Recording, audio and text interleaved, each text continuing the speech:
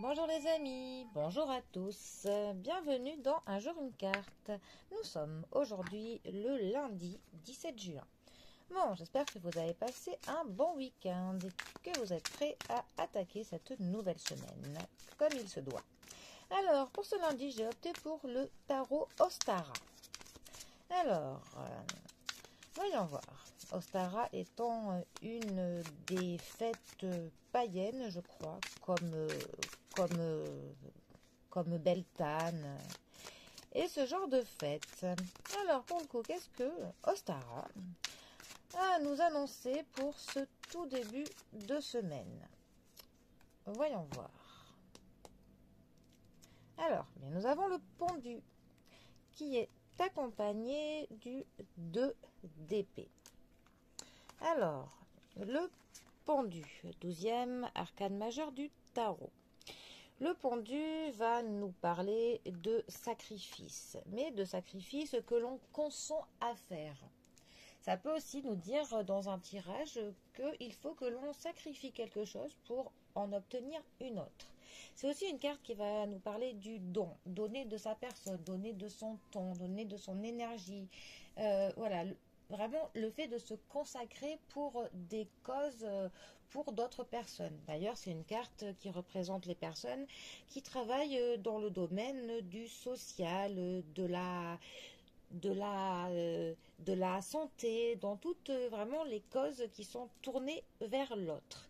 Après, c'est aussi une carte qui peut nous parler du fait que l'on stagne, d'attente, parfois prolongée. Quand le pendu sort dans un tirage, on dit qu'il y a peut-être parfois quelque chose qui bloque, ou alors qu'il va falloir que l'on patiente avant que quelque chose arrive. Après, c'est aussi une carte qui va nous parler de voir les choses sous un autre angle, de pourquoi pas essayer d'avoir un autre œil ou un œil neuf ou prendre les choses dans un autre sens pour essayer de voir si prendre les choses sous un autre angle vont nous permettre d'obtenir d'autres réponse, idée à une situation donnée. Voilà, c'était quelques exemples pour le pendu. Ensuite, notre 2 d'épée. Alors là, c'est une carte qui va nous parler du déni, des sentiments que l'on bloque, vraiment des émotions que l'on n'écoute pas, que l'on va garder enfoui au fond de soi. Vraiment, on nie ces sentiments. Ça peut aussi être le fait d'avoir une attitude plutôt défensive. On va mettre des barrières autour de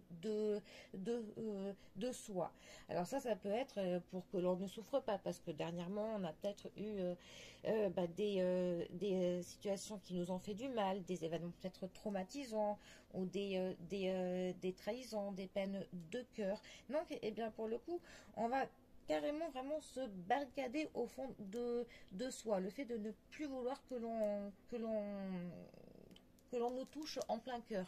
Mais bon, le problème en fait avec cette carte, c'est qu'à vouloir se couper du négatif, eh bien on peut aussi se couper du positif.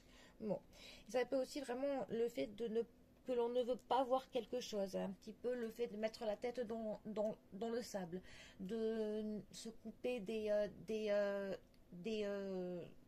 comment dire, des choses qui sont pourtant là sous notre nez, que l'on devrait voir, mais que l'on ne veut pas voir. Bon, ensuite, ces deux cartes ensemble, que peuvent-elles nous dire? Eh bien, ça peut nous dire que tant que l'on n'écoutera pas nos sentiments, que nos émotions seront mises de côté, eh bien que les choses stagneront. Et ça pourrait nous dire que voilà, il faudrait que l'on ne bloque pas nos sentiments, que l'on essaye de voir les choses sous un autre angle pour que la situation ne stagne plus. Parce que ça peut nous dire qu'il y a des blocages qui sont clairement dus au fait que l'on n'écoute pas ce que notre intuition, ce que notre cœur, ce que notre petite voix essaye bien de nous dire, hein. Et le fait de ne pas vouloir voir ça en face, de constamment voir ailleurs, pour ne peut-être pas que l'on souffre, parce que se confronter à une vérité qui peut nous faire mal, effectivement, on n'a pas envie de ça. Mais le problème, c'est que tant qu'on ne s'y confrontera pas, les choses n'avanceront pas. Donc, il y a clairement ce déni qui fait que la situation stagne. Donc, voilà, il faut pour le coup essayer de voir les choses en face. Peu importe si il faut s'offrir un bon coup, il faut se dire que ça ira mieux après. Ça pourrait aussi nous dire qu'il faut peut-être que l'on se sépare de quelque chose, que l'on sacrifie quelque chose, voilà, pour que les choses ne se bloquent plus. Mais bon, là vraiment les deux choses intéressantes à retenir dans ce tirage, c'est de voir la situation sous un autre angle pour le coup et, et vraiment cette carte du 2 qui nous dit que voilà, qu'on se bloque, on met des barrières autour de soi et à trop que l'on veuille se couper du négatif, eh bien il y a aussi le risque de se couper du positif et ce qui pour le coup peut faire que la situation est encore plus stagnante, voire bloquée. Voilà, bon. Eh bien, c'était quelques exemples pour le tirage du 2 d'épée et du pendu. Bon, et bien sur ce, moi je vous souhaite un très bon début de semaine. Prenez bien soin de vous. Et je vous dis à demain pour un prochain tirage. Allez les amis, à bientôt. Bisous à tous.